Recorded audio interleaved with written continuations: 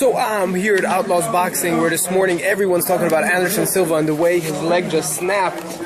All I saw was the viral clip going around this morning. It's brutal. Oh gosh, it's just such a the superstar of MMA, a way to go out. I mean, you never would have seen that coming in a million years. It's like watching Manny Pacquiao snapping his wrist in a boxing event.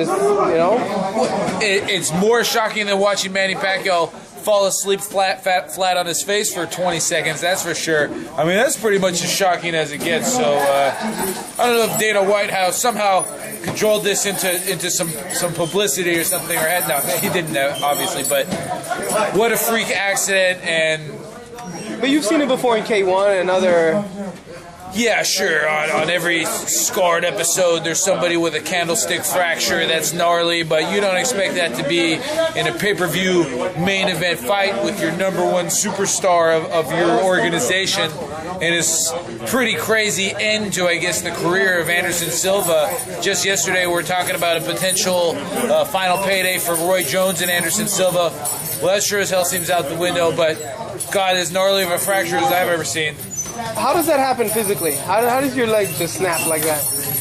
Well, you'd be surprised. Your bone doesn't really have like a good tensile strength like that. Like, your bones are designed to be strong with weight coming into them. So, as you can imagine, like if I was going to drive down on something, I can produce a lot of PSI.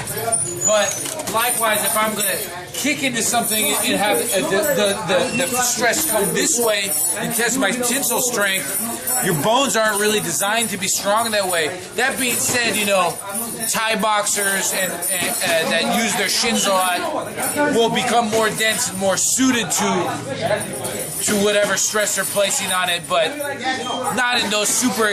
Think about it, this guy's a trained champion fighter throwing a kick as hard as he can. The best in the world. Imagine how much PSI that kick carries behind it. It just landed wrong, and that thing just snapped. Oh, it was brutal.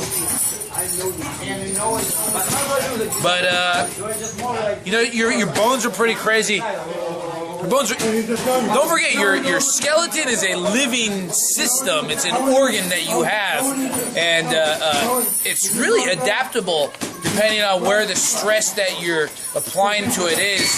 And what it does is, like in a boxer's case, constantly striking things with their knuckles. Your knuckles will in turn, after many years, of course, get more dense to handle that stress that I've seen some fighters' knuckles look like consistently placing on it.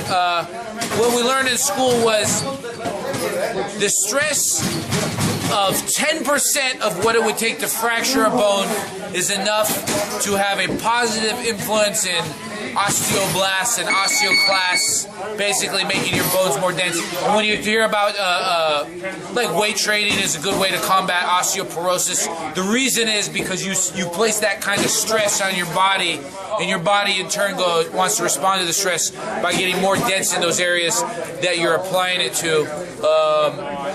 Dudes that go up into the space station, when they come back down, they need up to a year of rehab with calcium supplementation and heavy weight-bearing exercise to replace the osteoporosis that they experience up in space with no gravity. Can Anderson Silva come back from such an injury?